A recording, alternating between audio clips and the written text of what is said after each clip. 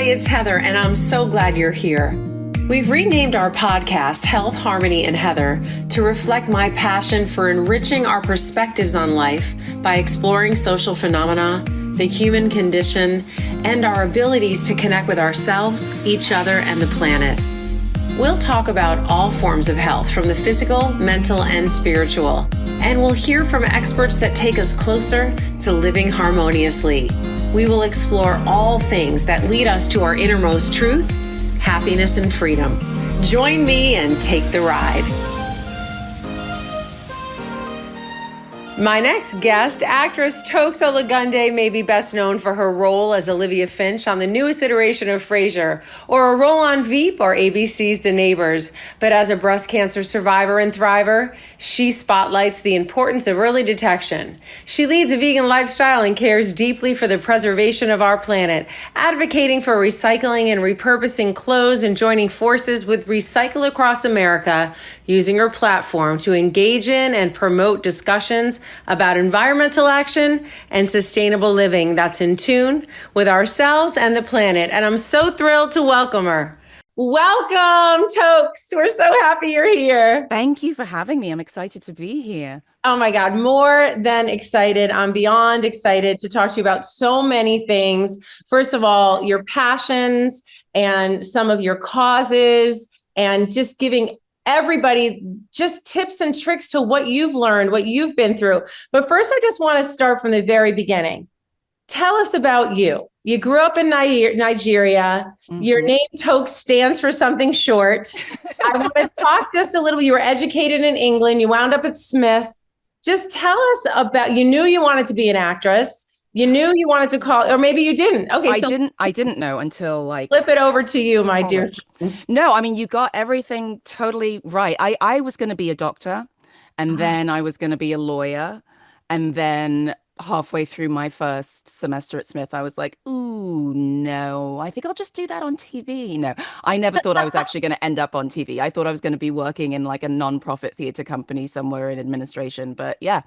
Interesting. So you didn't know, but when you were at Smith, you decided that did you find your passion for acting at Smith, or were you involved in plays and stuff? Or I found my passion for acting in high school, in boarding school, where there was a really good program. They had an international baccalaureate program, which is sort of like an AP program. And the woman who ran it is the woman who designed it for the baccalaureate system. And Amazing. Because we were in England, in London, well, just outside of London, we were able to go and see shows pretty much every week. We were able to study with the Royal Shakespeare Company.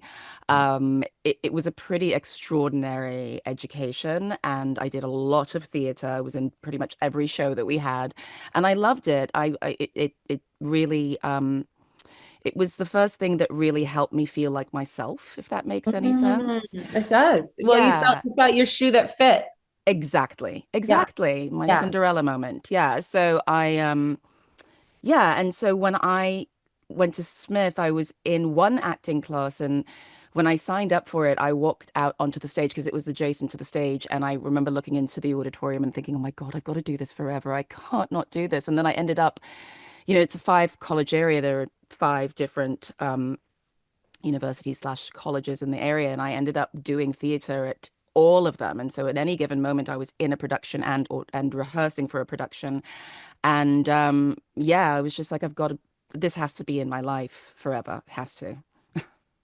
I mean, I love that. So was there a bit of a manifestation on your part where you knew inside deeply that it was something that you wanted, but you didn't allow it, and then you just stopped all the barriers and followed your heart? 100%. I mean, I always loved movies. I always loved musicals. We lived in England when I was 3 and 4, and I still vividly remember the first few productions that I went to see in England. One of them being Annie, and from that moment, I wanted to live in New York. My whole life. I was like, my whole childhood, I was like, I want to live in New York. And I did for 20 years. And I miss it. Yeah. But yeah, definitely. It definitely was in there. But you know, when you're a Nigerian kid, you don't let those sorts of things creep in. It's lawyer, doctor, engineer. That's it. One, I knew, I know that from interviewing other people from Nigeria or even Uh, from the islands yeah. and, the Bahamian Islands here. Same And people. We're the same people. they want success, they want five-star jobs. And it's hard sometimes in that environment because you're raised in an environment really to please your parents and to really respect them. Yeah. And so a lot of times kids wind up doing what their parents want them to do and not what they wanted them to do. And it's a really difficult thing for a Nigerian or Islander to say to their parents, I'm not going to follow the path that you wanted for me. So how Yeah. did your parents take it? Well, my mum's Norwegian, and she was like, "Yep, makes sense."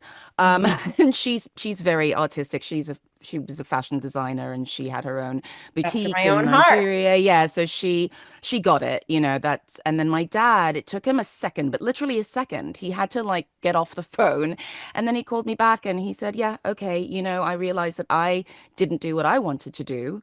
When I was, you know, studying, he went to Yale and MIT on scholarship. So he was like, I couldn't waste that, you know. He wanted to study French and move to France and just live like, you know, a bohemian life. But that wasn't what happened. He ended up studying Right. engineering and then business and being a banker. And he was like, I did that so that my kids could live, you know, their best lives. So he said, go ahead and do it, but have a plan B. Yes, follow your dream because I gave up mine so that Yeah. you could follow yours, but don't mess it up because I Yeah, mine exactly. so Yeah. you can follow yours. That's amazing. Well, that's a really fun story. And so you only lived in Nigeria till 3 years old and then you moved. No, so I was born there. We moved to England. I lived there when I was 3 and 4. And then we moved back to Nigeria. And I was there, I mean, until, you know, I went to boarding school, but yeah, it And was was the, it a big difference when you moving back home after living in Nigeria and coming to boarding school? Did you have a different sensibility of what the opportunities were? Did you like talk to us a little bit about that side of what you felt coming to America? wow. Yeah, I thought I got America. Like I thought I got it because my mum moved from Norway. My parents met here going to school, Yeah. and my mum gave birth to me in Nigeria, but she was an American citizen. So she went to the embassy, sat there with a crying baby for 3 weeks until they gave me American citizenship. Right So I was a on. dual citizen because Yes, we were in military government, and she was really scared that something was going to go sideways, and so she wanted to be able to get out. for sure. Um, and so I always thought, well, I'm American. You know, I've got this American passport. I'm American. Like if you look in my yearbooks, one year it's Nigerian, the next year it's American, then it's Norwegian, Nigeria. It like every year I Really decided I moved was, around. yeah. Yeah. Yeah. So So you could have different homes and feel like you belonged. right, you know, and so I just I really thought I got it. You know, watched so many American films and TV shows, and within about 2 weeks of being here, I realized, you know, I talked with an American accent when I was in college to fit in. And at first people were like, are you from Australia? Are you from South Africa? I was like, I'm gonna get it, I'm gonna get it down. But I realized very quickly that, you know, I was othered quite a bit. And Yes. I realized very quickly that I was not American. I had very different um my life had just been very different. Even the way I dressed was very Mhm. different, very proper. I didn't own a pair of jeans. Trainers for me were only for exercise, you know. So I just, I don't know. It was very difficult for me to fit in. It still is sometimes. I also was recently diagnosed with ADHD, which explains a Yep. lot of what was going on back then for me. And I am very sensitive, and a lot of people just didn't get me. I am a bit of a weird one. So, Well, but aren't we all? Thank yeah, God. exactly, exactly. Thank you. But yeah, it was different. I had a very hard time fitting in, but the interesting thing is I didn't know I was having a hard time fitting in. I didn't know that's what it was. I thought that I was just a crazy person. So, Mm-hmm. yeah, it wasn't easy. It wasn't easy. It is a transition. I mean, I asked the question because I think a lot of times people think, oh, land of opportunity, people are coming into America and here they are. Yeah. And it's not easy. No, And it's so funny. It's the reason why my parents like got along so well. They may have been from different continents, but they were both foreigners, and Yes. they connected on so many other levels that they couldn't connect with Americans, you know? So, Yes. um, yeah, it was, I ended up not really meshing with anybody who, really meshing with anybody. And back then, when they first met, it was illegal for them to be married, Right. interracial Oh, couples. So it's one of the reasons why my mother wanted to move to Nigeria. They moved from Massachusetts to Chicago thinking that it might be a little bit more of a melting pot. And my mum was like, nah, nah, yeah. I'm not raising my kid here. I'm raising my kid somewhere where everyone is black, everyone looks like her. She's not going to be Yes. othered, there's not going to be any issues. So, and I'm so grateful that she did. But I love living here. It is different.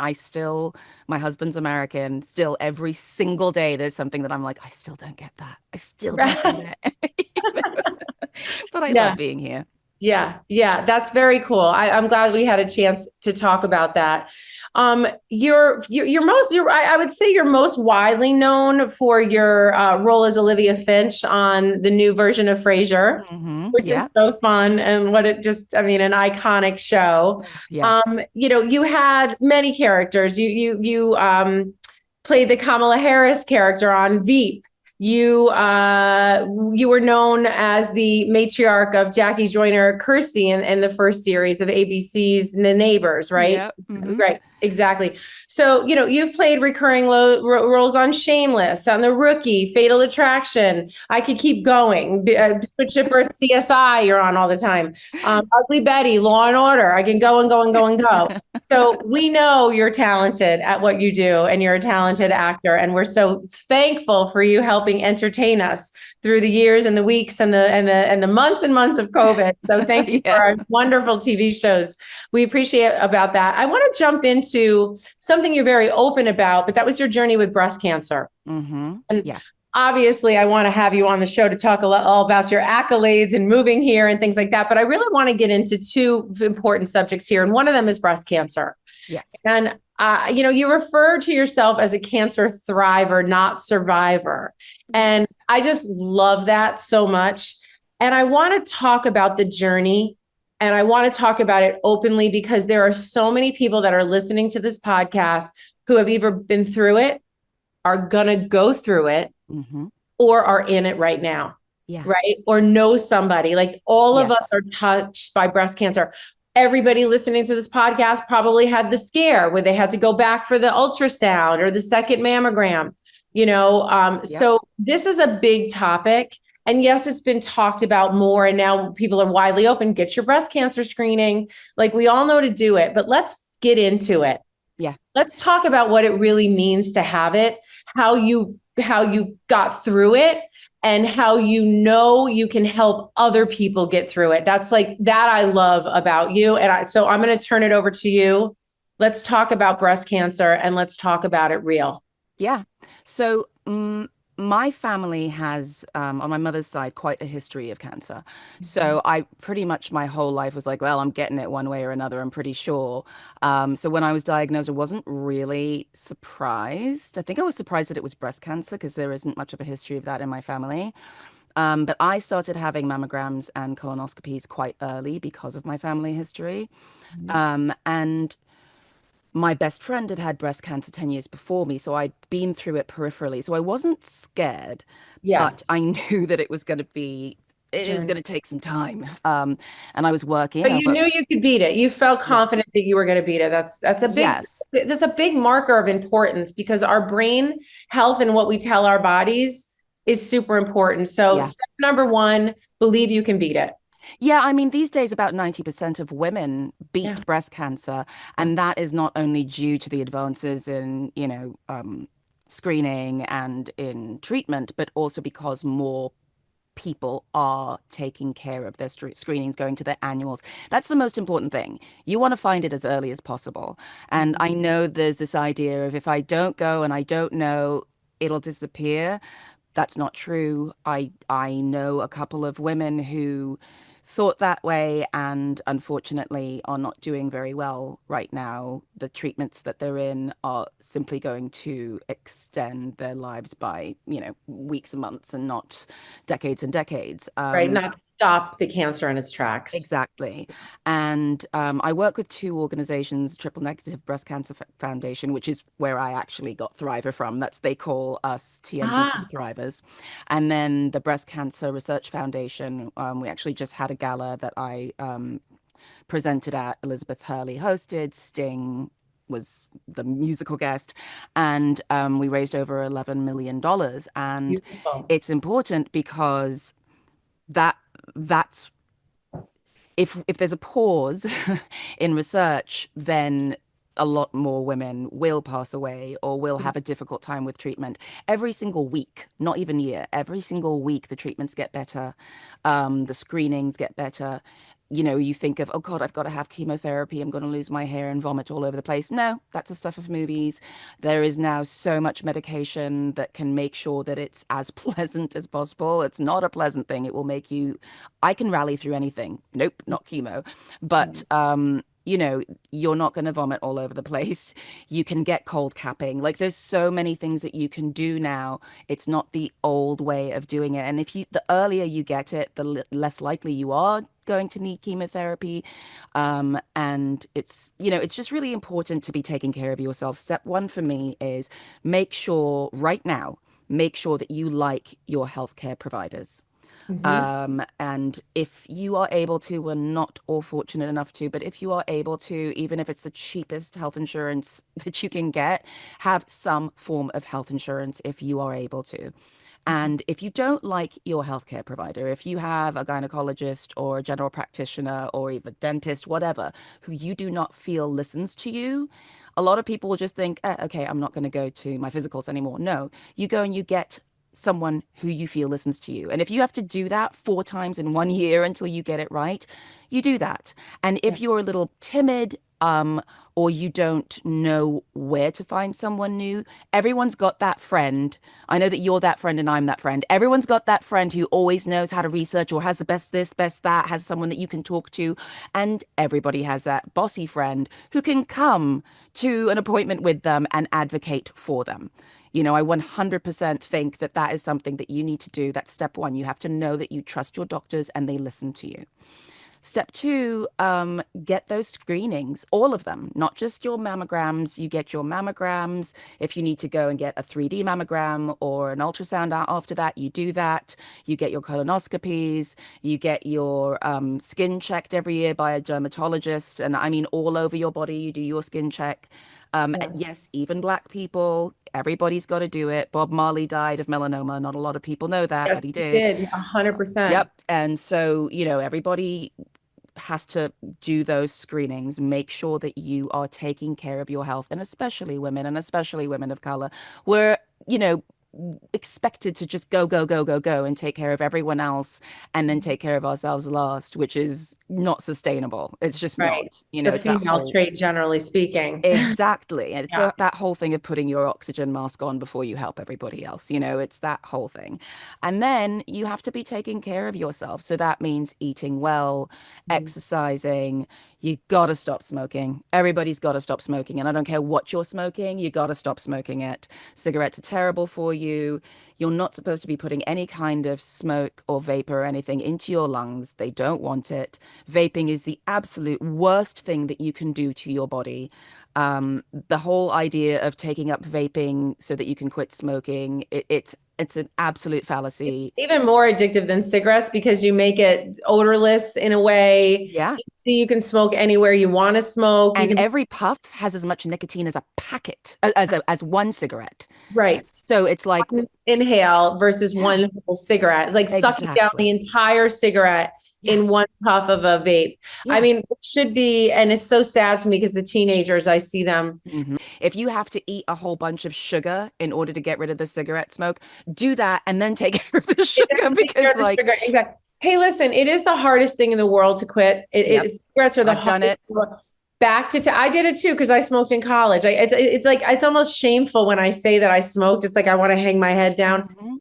but to the people who are smoking and who are highly addictive, I want to give you our empathy and our support because it is one of the hardest things Yeah. to do. I can do anything. I really feel I have like a very strong conviction. Yep. I could not give up cigarettes, and I actually used Wellbutrin, which was a pill that was Hmm. an antidepressant that they found out nobody was getting, everyone was still depressed taking it, but they all quit smoking. To people that are listening for themselves right now, if you don't have a desire to quit, think about your health. Yeah. You do, and then think about it again. If you do have a desire to quit, we are here encouraging you. Take the next step, go for it. Everybody's going to support you. Hmm.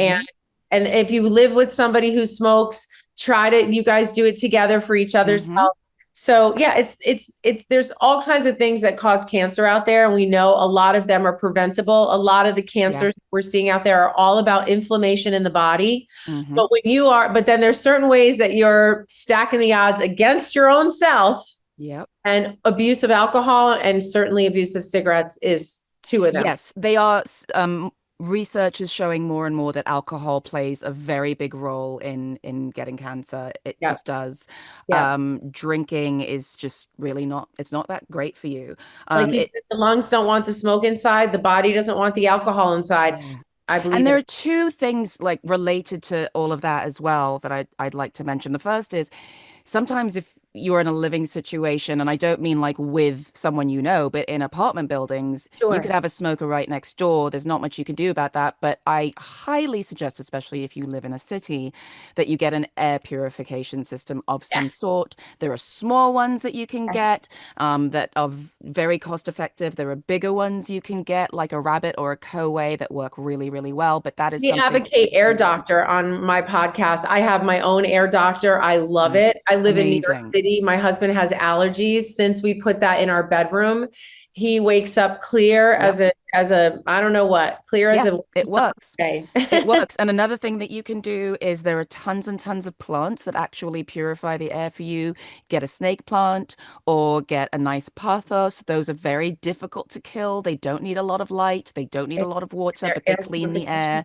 air. Orchids also, like if you're one of those people who like kills the flower off an orchid and then you get rid of the green part, don't do that. That green part's really good at cleaning your air. And I the other keep thing, all the green parts because I always think I'm going to be able to grow another orchid. you So I can. realize I do, but I do too. they so They're slow. slow. They're I wish real that slow. if I lived in a different climate like LA, I could, figure it out. But Yes, here you got to bring them in. It's ice cold in the city. But absolutely. but I didn't know those greens. I just keep them because I'm hopeful. But now I'm happy I keep them because I'm cleaning my air and I didn't You're even. cleaning your air. And I mean, other things to think about are the fact that, there are so many chemicals in the things that we buy in your furniture, in your paints, in the construction, in like, everything, plastics, whatever. So you want to be cleaning the air from all of that stuff as well. And the other thing that I relate to, things like, you know, having the habit of drinking and smoking is mental health, which is really important as well for everything, but also in preventing cancer because you want to be keeping that cortisol low. That's right. And someone asked me in a different podcast a couple months ago if I could go back and tell my 21-year-old self anything, what would I tell her? And I said, take the meds now. Take them today instead of when you turn 47.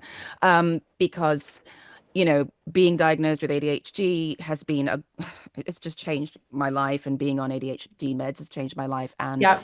I had a lot of trauma in my childhood, but who honestly doesn't? Doesn't, right. I think some people think, oh, well, this happened to you and this is the only thing that happened to me. But you could be 4 years old and get slapped across the face by a stranger, and that could be super traumatic For for sure. you. And For so sure. I think, if you can afford to find a therapist and be in therapy, I think that's a really good idea.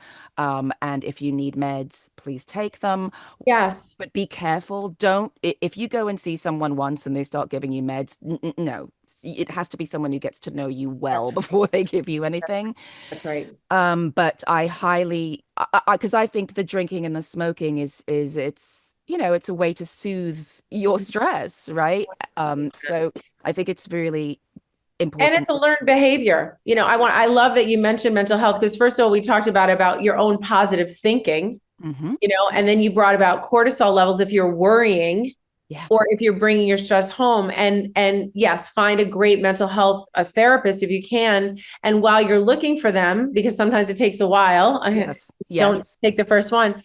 There's so much out there, like the Calm app or apps out Yes. there. Meditate. I love music meditation. There's Mm-hmm. so much healing music out there, and they're in the right notes and they're in the right keys for Yes. your body To to soothe your react system. to soothe your Mm-hmm. system. So soothing your system when you're scared or upset or nervous or worried, those are really important things. And then the power of positive thinking. I'm glad that you brought Yeah. that up, And because like you said, it's learned behavior, as is all the positive stuff. So, like with my kid, I do everything I can to shield him from my anxiety.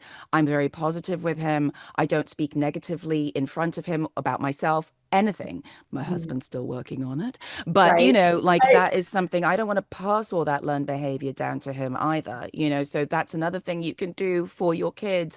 You Do them the can't. favor of like teaching them to be well mentally and emotionally as well. Yeah. Like there's nothing wrong Break with those crying. ancestral Yes. bonds Mm-hmm. that tie us. Like that's one of the things, is like when we're so used to and conditioned to repeating Yes. what we know. And even if, like, say you had an abusive parent, God forbid, and then you grow up and say, I'm never going to do this to my children, but then you in turn wind up doing it. Sometimes you don't even realize you're doing it. And then once you do realize you're doing it, you feel like, how do I ever get out of it? And then you Yeah. just stay the course. But Yeah. it's never too late. There's always an opportunity to break those ancestral Yes. bonds, and not only with behavior, but with your DNA.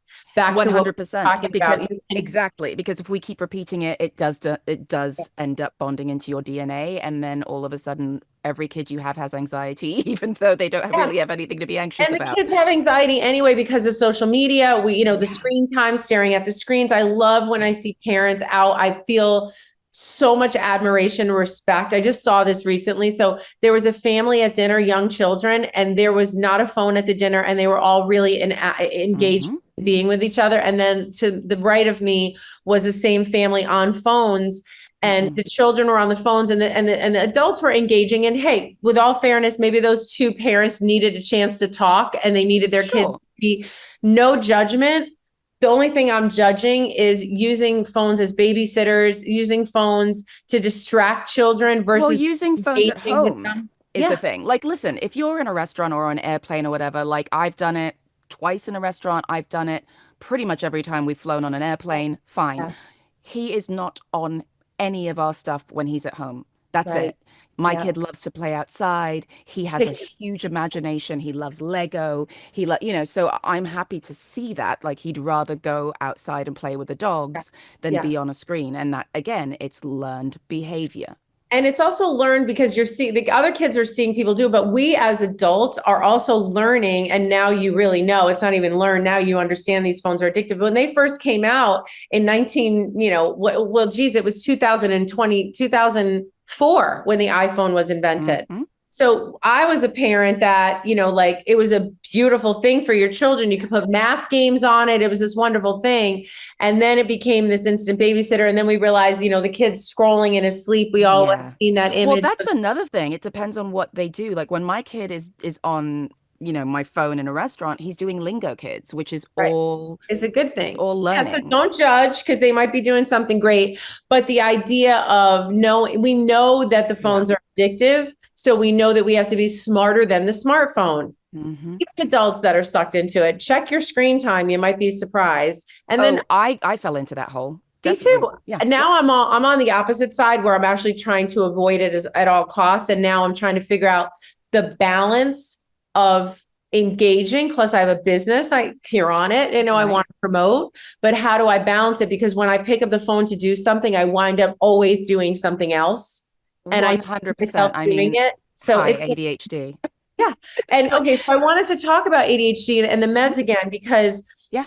there has been so much negative press about ADHD medicine, and especially in children. And it all comes from the fact that our doctors in America are overdiagnosing, overprescribing, Yeah. misdiagnosing, I should say, or overprescribing medicine. Yeah. And, I made a choice with my son, Jax, who has ADHD. Had a liver transplant when he was a baby. He has hearing loss. He had lots of allergies. He was on tons of medicine that were keeping him alive and keeping him healthy. And I thought, to add one more medicine, and all those medicines are medicines I can't take. I didn't have a liver transplant. I don't know how that prednisone makes him feel. Right. So there's all these things that we couldn't, I said to the doctor, give it to me. I want to know how he feels. He's like, I cannot give you this medicine. But when it came to ADHD medicine, what we were counseled by our psychiatrist was, we know he has ADHD. If it starts to interfere with his life, then we want to take a look at it. But now we know he has it. How can we manage it? So we gave him extra help at school. We supported him in ways that we needed to. And he went all the way up until really his freshman year in college. And then I was like, I see it starting to interfere with his life. Mm-hmm. And so now let's go seek help. And now he's 19 years old. He could advocate for himself. That was the path that we chose, was to wait. And we waited, and it was the right thing to do until we recognized that now it was time to seek help. Yeah. And I got one doctor who wanted to prescribe a medicine out the gate, not even a blood test, not even checking his vitamin levels, vitamin D being in the tank, like down in the, if you have no vitamin D or low vitamin B, they definitely affect your mood and anxiety. Absolutely. Let's try vitamins first before you go into medicine. So I just wanted to say to people out there, do your research, advocate for yourself. Don't believe the things you hear and read. Find out the truth for yourself, because if I didn't have Western medicine, I wouldn't have a kid right now. Right. But I also have a choice to say, okay, now that we recognize we want it, what are our other choices first? We can try vitamin D, we can try vitamin B, and then those pharmaceuticals are there for us if we need them.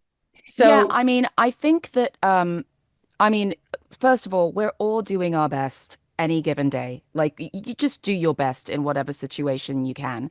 Secondly, we should all know our own kids, right? And what we think is best for them. And, I'm of the same mind as you. I like to try and see if there are any.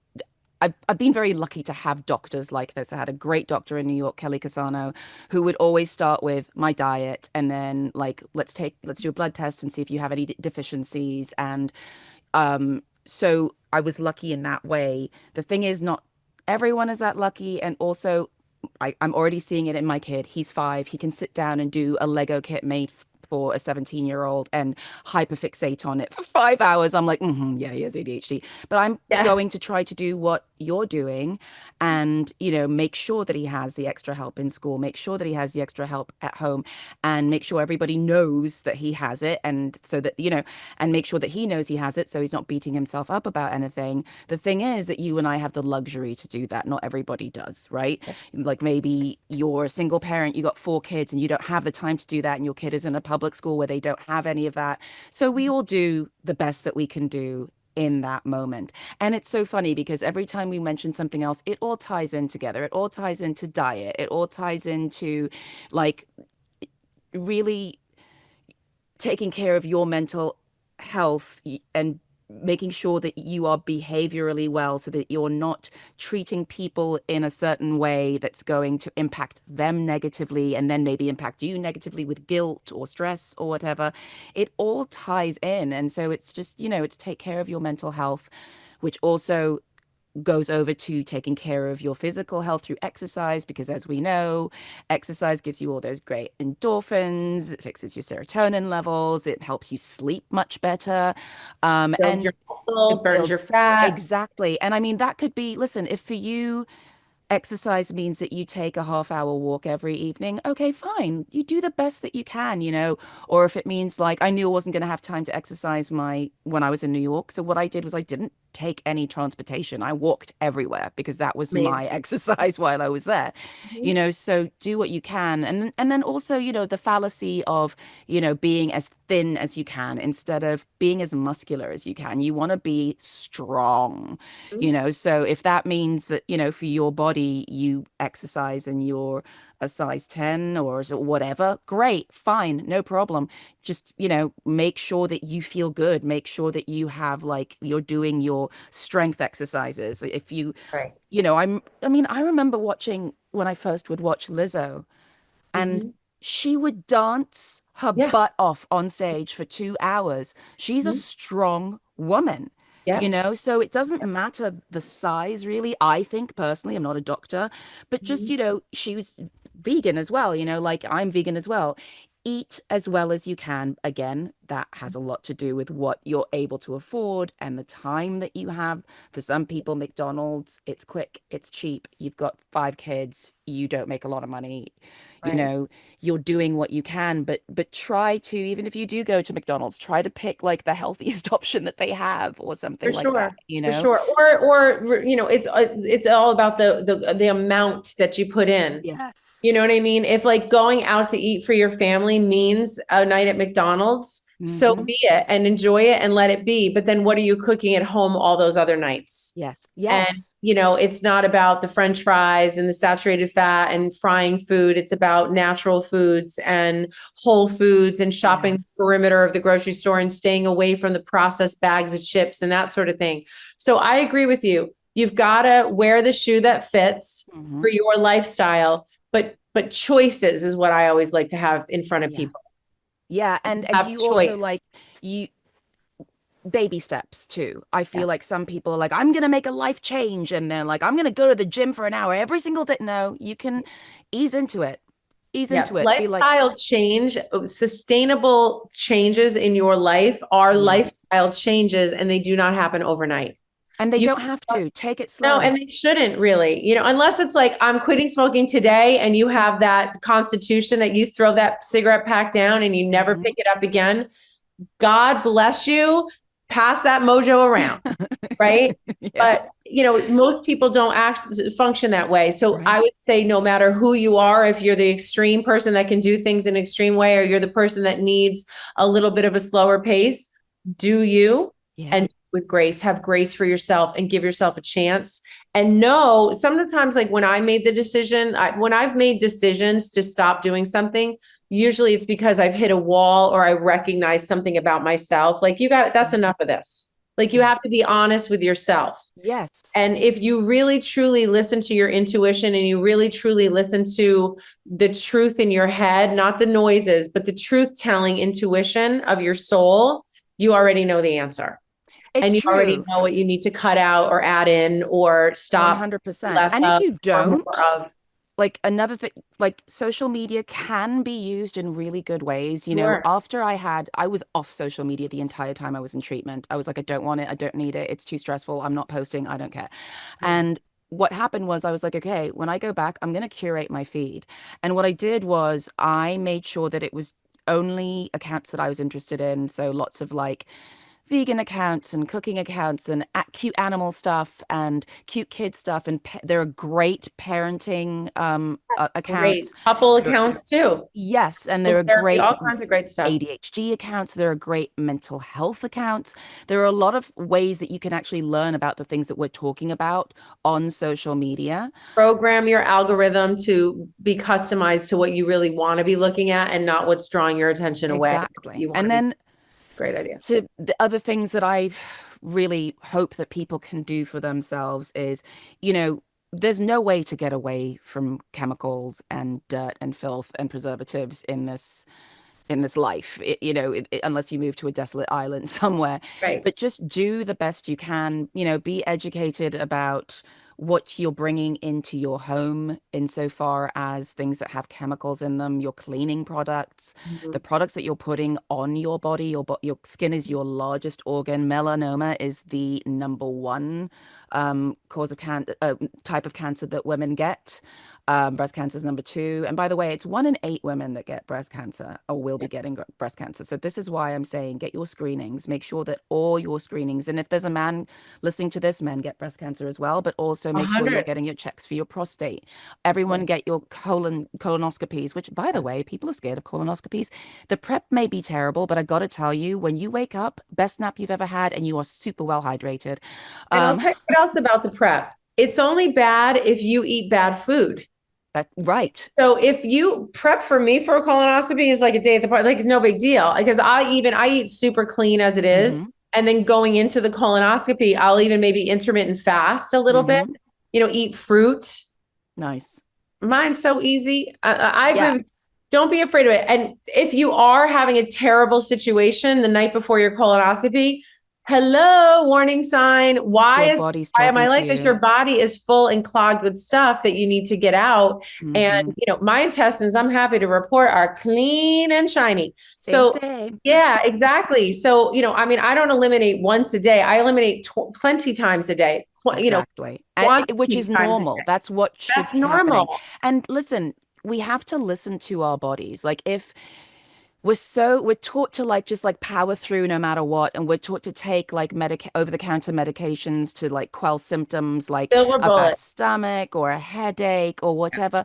If those things are happening to you, it's a symptom that something is wrong. If you're getting tons and tons of pimples, unless there's some hormonal thing going on, which if you're older than puberty means a hormonal imbalance, go see an endocrinologist and Menopause. fix Yeah. that.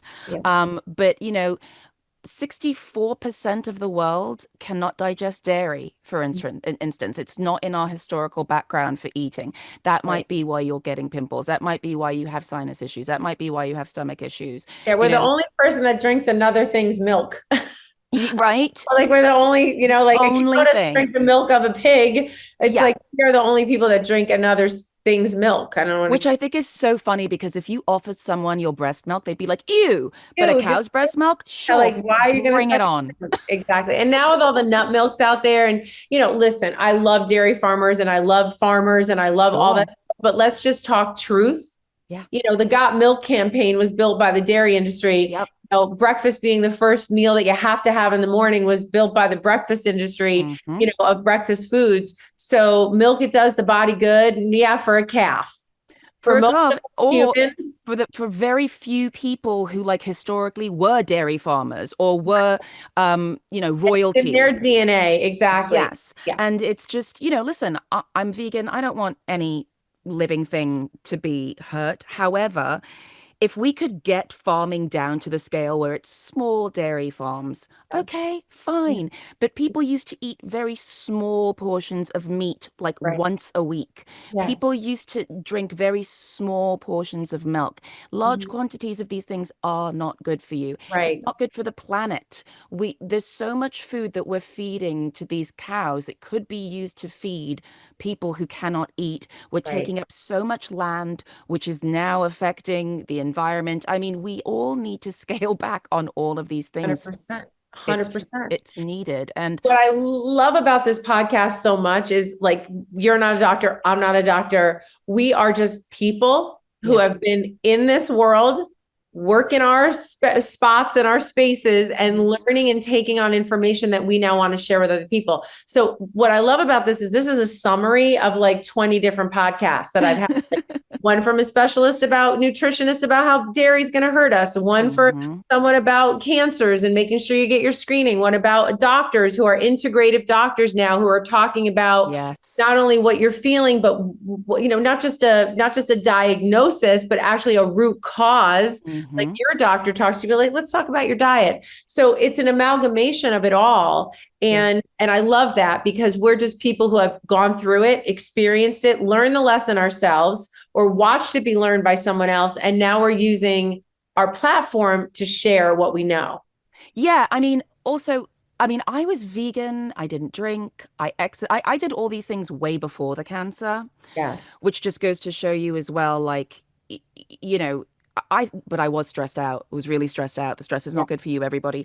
Yeah. But also, there's just so much going on in our environment. Like, let's try to keep it as clean as possible, which is why I'm also really into like recycling and like, Yes. We're you going to know, get into that. wearing, I wear cotton, I wear wool, I wear silk. I don't wear anything that is um Synthetic. yeah, Either do. I don't. It's really bad for you. It's just Yeah. so bad to be wearing all these synthetic things. It's bad to be having all the synthetic carpets and synthetic bed wear, linens, this, that, the other. Make everything as Natural. natural as you From can. as close to the earth as you can. Yeah. 100%. 100%. I love that. Well, let's talk about, we've been talking about taking care of ourselves.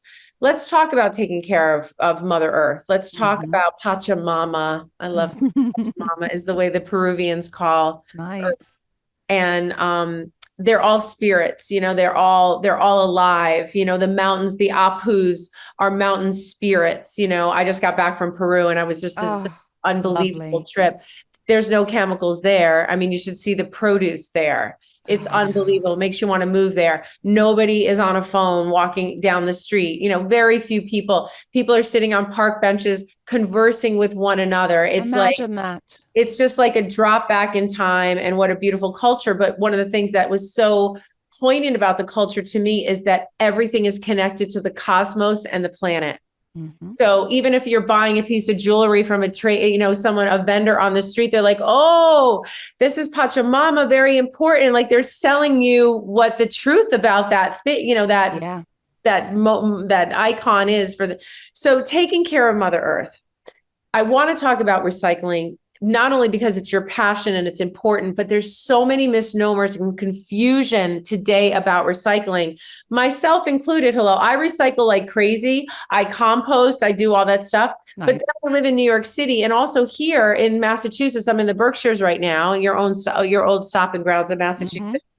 Um, the state isn't recycling like it used to. Manhattan is not recycling like it used to. And Right. so here you are as a person trying to do your part, rinsing out all your plastic and glass. And then most of it's not even making a recycling fill anymore anyway. True. Tell us about this. You're advocating for it across America. You are very interested in saving our planet. And so I am very interested for you to fucking drop some knowledge, part of my French, about this subject for us, please. Okay, so it is true that most of what we put into recycling bins does not get recycled, either because the programs do not exist or the facilities do not exist, or because the thing itself is actually not recyclable. Okay. Now, unfortunately, in order to get to the point of, let's say, like Sweden or Germany, where they have no landfills, almost 100% of everything that they use is recycled, reused in some way.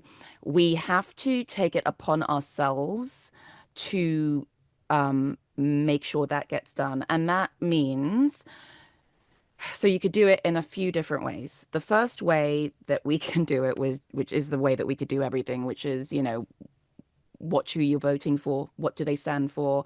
Are they into But the you're environment? buying. It's Yes. impossible not to buy things that have to be recycled. But generally speaking, you can look at two brands and one's in a plastic bottle and one's in a glass bottle. You know Yeah. what I mean? Like you Or can make even a those cardboard, like they have water in cardboard cartons cardboard now, now. right? Yes, Which buy is more that one. biodegradable than anything else. There's also, like, listen, if you want to get go through the drive-through to get your coffee, do that. If you bring a thermos, most of these places will give you like 20 cents off your coffee, which may not sound like much, but if you're getting it every single day, that's like $100 a year, right? Yeah, And and you're it's saving. 150,000 cups a year. Exactly. And you can watch what you're using. Like, of course, you have a birthday party for your kid. You're gonna get the balloons. You're gonna get the paper plates. But you can get um stuff that biodegrades. You can get stuff that's compostable. So when you're buying, just you can Google compostable this or that or biodegradable this or that. That helps a lot. But there are also programs like Ridwell, for instance.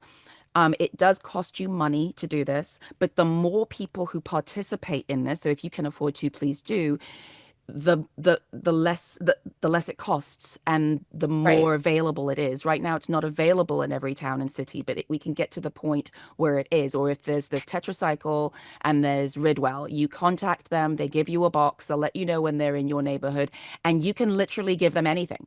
Anything. You can give them styrofoam. You can give them plastics that they say aren't recyclable. You can give them glass. You can give them clothes. You can give them, electronics. If you do for days has a program where you do a buyback. It's a bag and you fill it with clothes or materials. They also have one for electronics. You send it into them. They give you the $20 that you use to buy that bag becomes basically a coupon that you can buy anything off their site, and they will recycle that for you. Please do not throw away your clothes. Please, there's nothing that bothers me more than seeing a bag of clothes on the side of the road to be picked up by The oh trash. my God, it drives me absolutely crazy. If you cannot afford to pay to have it recycled, if you give your clothes to Goodwill or the Salvation Army, about like I think it's 60% of the clothes that are given to those thrift stores, it can't be resold, and they will recycle it. They are part of programs that recycle. Also, I have bought maybe 3 items of new clothing in the last like 13 years. Almost everything I buy is pre-used, pre-loved, pre-owned. And I say all three because sometimes it's vintage, sometimes it's something that's been worn before, sometimes it's still got the tags on it.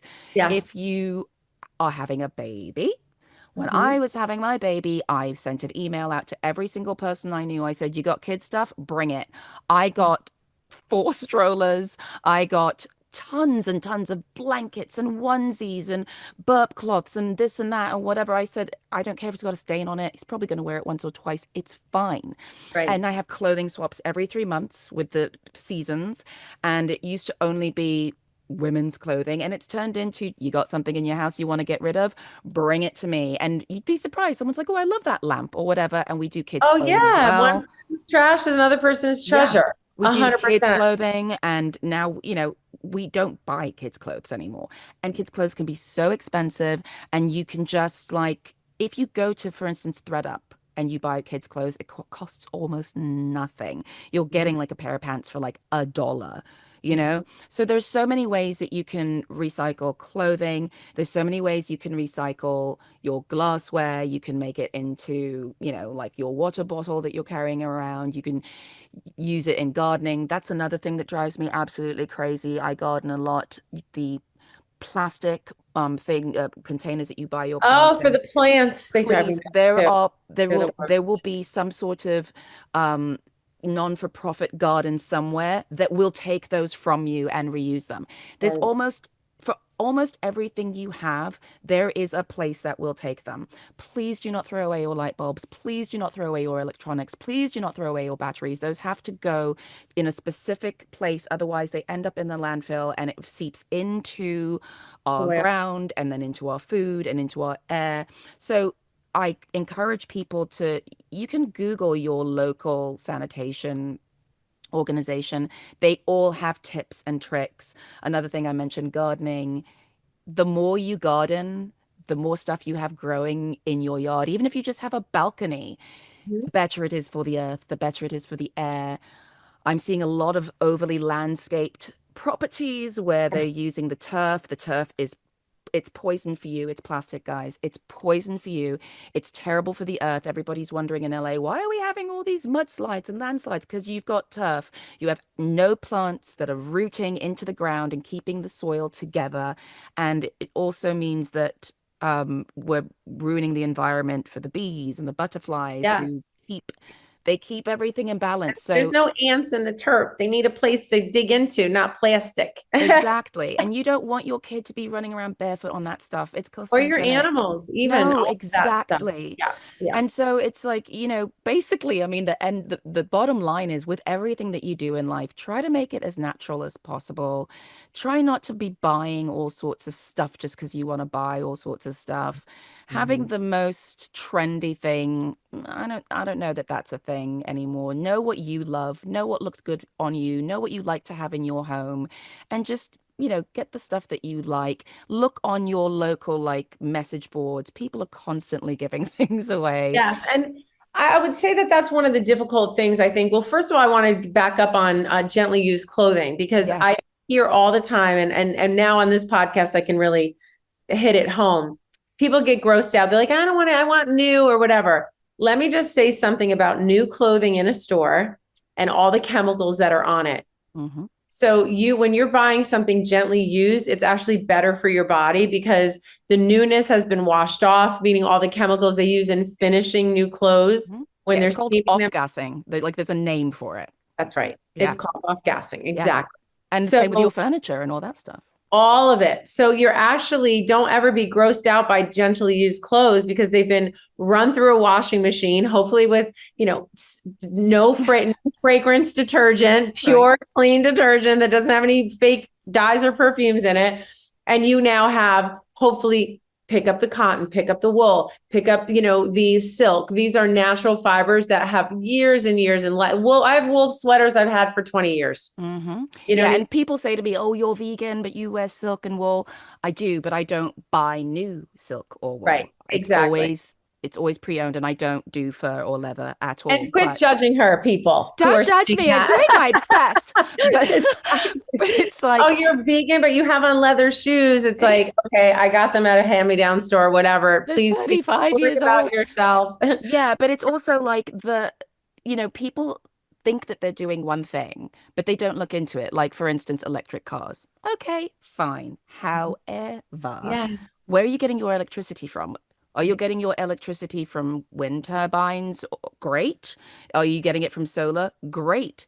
Are you Mhm. getting it from a fossil fuel? Okay, maybe you're not Not so doing great. exactly what you think you're Exactly. doing. And what are we doing with all the batteries in these cars? Yeah. Oh, Listen, leasing. people Don't don't get even me know. started on leasing. Exactly, because let's go back to some of the pragmatics. Some of you might not have known about a light bulb, and the batteries, and back to being busy. I've got two jobs. I've got 4 kids. Like, how am I Right. separating out the trash?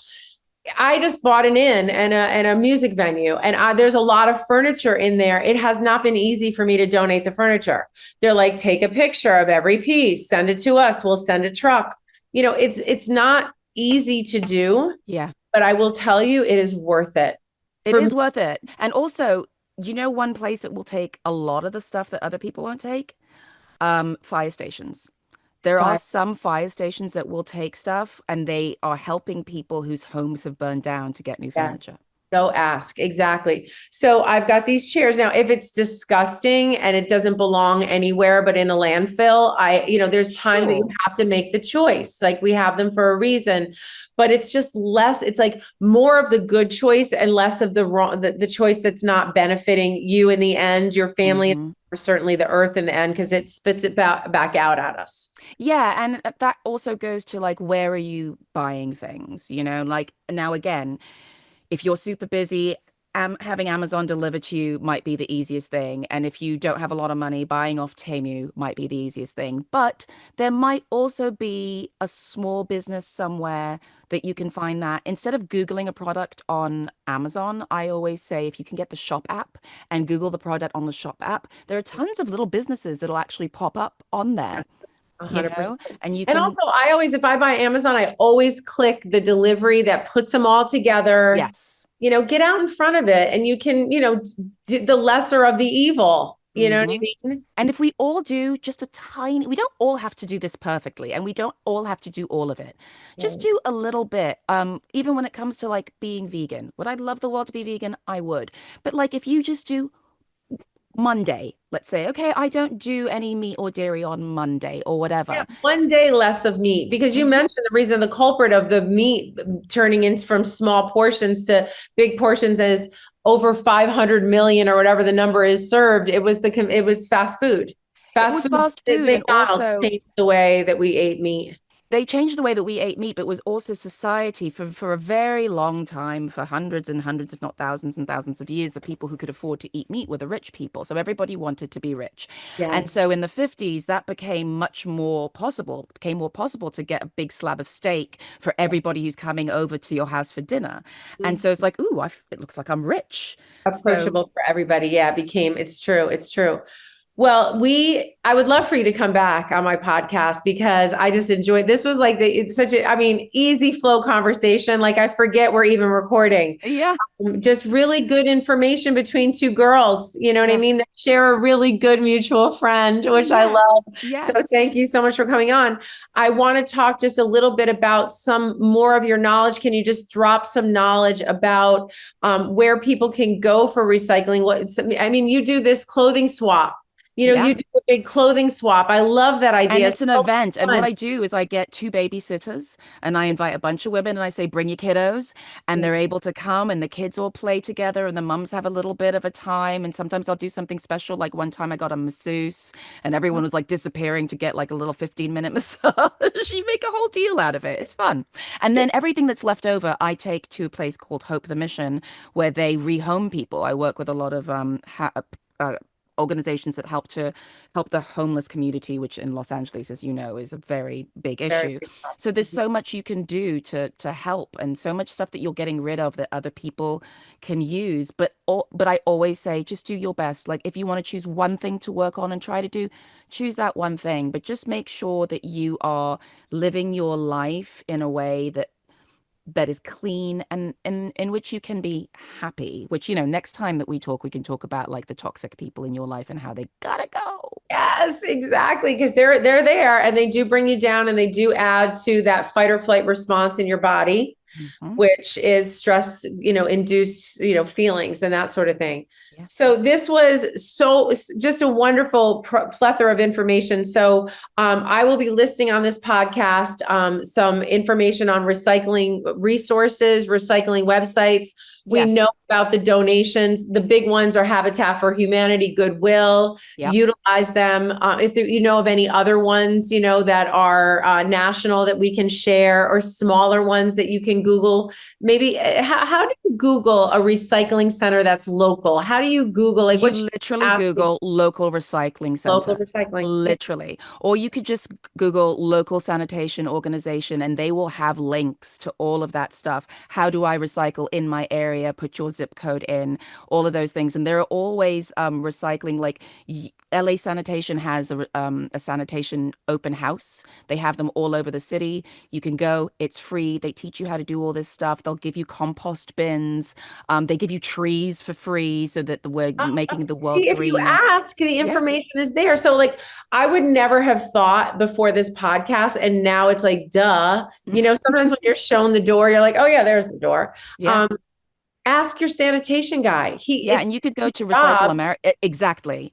Ask your sanitation guy. And you can go to recycleamerica.org as well. I mean, there's so many different organizations. You just have to find them. If you go to ridwell.com, if you go to tetracycle.com, they actually might say, we don't have anything in your area, but you can look at and they'll show you what is Or in you your can area. start for us even better. Hmm. That's for those who want Yes. philanthropic activities. Yeah, I bet if I went to my garbage guy who picks up my garbage, Joe, and said, listen, I don't really know what to do with my light bulbs. I know I Uh-huh. should be putting them in the box. I don't really know what to do with my batteries. I mean, I don't know if Joe any, will tell you. yeah, he'll tell you. So Hmm. start just like what we say about your own health. If you want to drink less, if you want to eat less sugar, I always say one day at a time, pick the day that you're going to do it. And Hmm. so you can now do something good for yourself, something good for the earth. On Mondays, it's you. On Wednesdays, it's the earth. And Right. And cooking with gas, people. exactly. And there's so much, well, and don't cook with gas, by the way. It's terrible for you.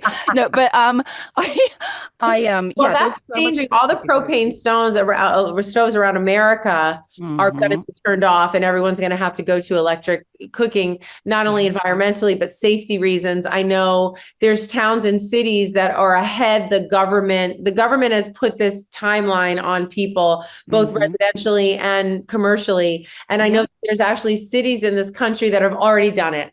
They're Yeah, ahead and if you of look the up deadline. Stacey Abrams and the Property Brothers, they have an organization right now where they're trying to go into low income areas and make that a realistic possibility because it's how your water is heated up, it's how you're getting your heat and your cooling and your HVAC, it's all of that stuff. I honestly, I can really make someone's day bad by going through. Like people are like, "Oh, you're such sunshine," telling me all the stuff I shouldn't be Hey, doing. Thanks Tona, so are much. you? Yeah, sorry, but I'm just Sorry, trying to Debbie. help. We And love also, Debbies, and they're not always downers. you And can also go to sometimes your the truth school. Oh, hurts, but it's no. I was yes. going to say sometimes I don't think it's information is not always positive, but when you have it, you have the opportunity to make it positive. So Yes. I appreciate your information. My daughter says to me sometimes, "Mom, you're going to give me an eating disorder." But now she has the information and she has a choice. Exactly. And she has to make a choice that she knows isn't the healthiest choice today. Yes. Then she knows tomorrow how to stack the odds back in her favor. And that's another reason why we do things slowly, because we don't want to be getting eating disorders. And it's another reason why we are careful about how we talk to our children. And speaking of children, you can go to your kiddo's school and ask if you can set up a program to go and clean a park. We've done that. My kiddo 2 or 3 times a week goes around the neighborhood with a grabber. He's 5 and he cleans up our neighborhood. Everybody knows him, so you can do stuff like that as well. You can hook up with a nonprofit in your area and be like, what do you need? How can we help? Yes. So, well, thanks for being such an incredible example, an incredible inspiration to us. Thank you for gracing our screens with amazing, talented entertainment. Oh, bless you. Thank I you. appreciate you so much. And just tell everybody where they can find you, because I know you probably have a lot of resources also listed on your site about what you're doing and what's important to you and how to do it. So I do. If you scroll through or if you look at my highlights, you'll see a lot of stuff where you could find it out. And the only thing that I do these days is Instagram, because I'm terrible at social media. So it's my name, TOKSOLAGUNDOYE, at, at Instagram. Yes. So, or at Toks Olagundoye Instagram. So yeah, I mean, you can find out a lot of that stuff on there, and I'm constantly advocating for all sorts of different organizations, like from homeless animals to homeless people to recycling. I love it. I love your heart. I love your passion, and I love that you shared it all with us, Toks. So for those of you who I just wanted to write it down again, it's Toks you got to tell me about what your name stands for before I let you go. But I'm going to just spell it for everybody. It's Toks, Toks, Olagundoye, which is Olagundoye, Toks, Olagundoye.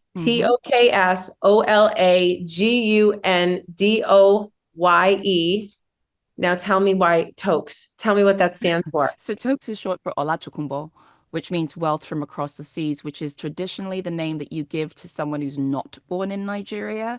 My parents thought it was real funny to give me that name because my mum is not from Nigeria, even though I was born in Nigeria. So now every time I meet a Nigerian, they're like, but you're not from Nigeria. I'm like, I am born and raised. Well, I think it's a cool name. My son's name is Jax, and Toks and Jax, and they're just really short, amazing, strong names. Love you to death. Thank you so much for being with us and spreading joy and your heart and your goodwill around to men and women. Thank you so much. Thanks. We'll see you again real soon. Yeah, absolutely. Thanks for being here today. My true hope is that each podcast gives you some new perspective, new information, or connection into living that brings you closer to your freedom. And I can't wait to meet you here again for more practice next week.